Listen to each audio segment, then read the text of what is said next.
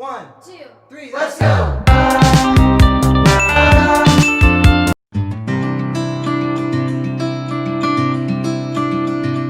So, nasa week 7 pa rin tayo, pero part 2 na. So, ito na ang lesson number 3. We will divide whole numbers by decimals up to 2 decimal places. Di ba yung sa una natin, ang ginagawa natin ay minumove lang natin or minumultiply natin by the power of 10. But by this time, you will multiply the divisor kung ito ay decimal number into power of 100 o kaya i-move lang natin ang kanyang decimal point 2 places to the right. So, example na tayo kaagad. Number 1.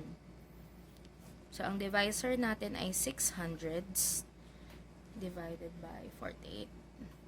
So, dito, dahil hindi pa siya whole number, i-move natin ang dalawa. 1, 2.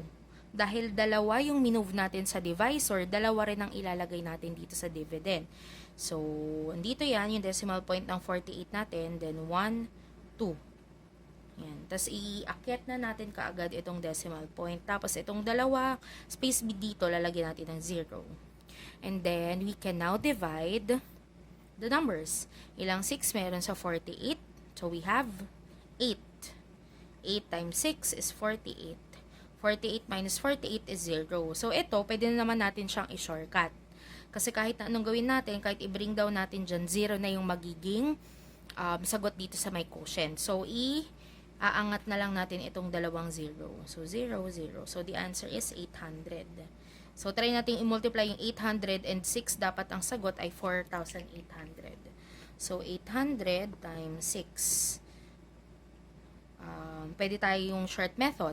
Multiply na lang natin yung non-zero digit, which are 6 and 8. 6 times 8 is 48. Tapos, add natin itong dalawang 0. 1, 2.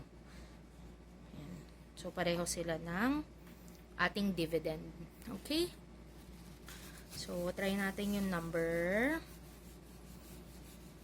2. 24 hundredths 72. So, 1, 2. Then dito, 1, 2. Ay, sorry. Decimal point. Then 0, 0.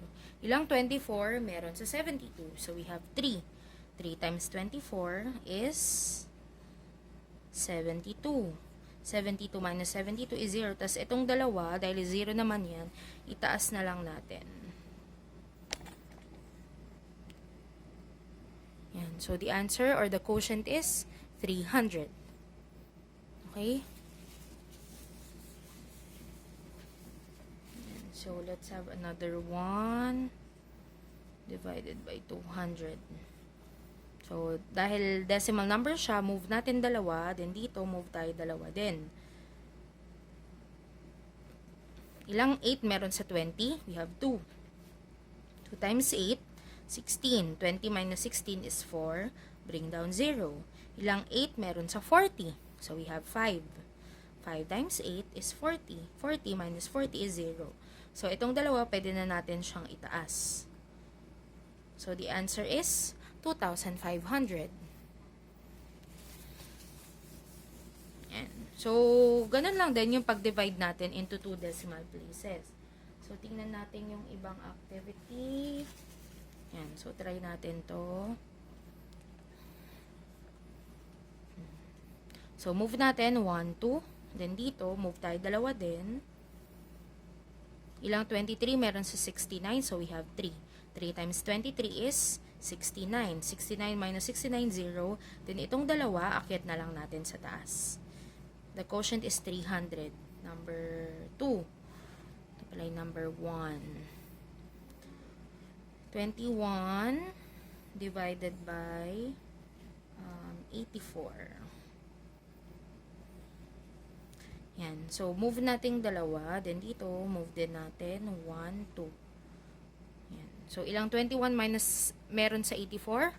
We have 4. 4 times 21, 84. 84 minus 84, 0. Then, itong dalawa, taas na lang natin. The answer is 400. Okay?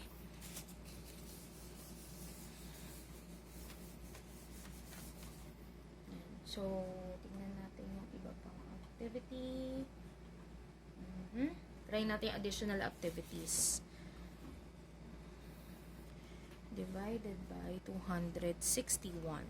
So, move tayo dalawa, 1, 2. Then, move tayo dalawa, 1, 2. Add zeros.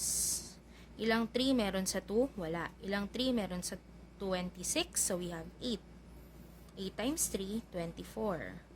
26 minus 24 is 2. Bring down 1. Ilang 3 meron sa 21? We have 7. 7 times 3, 21.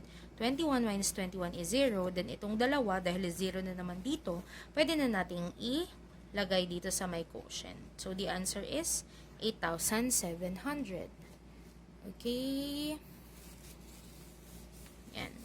So, kung may mga clarifications kayong gusto nyong i-discuss natin, just comment it in our comment box, o kaya kung meron kayong mga topics na medyo hindi naiintindihan, mag-comment lang kayo sa ating comment box.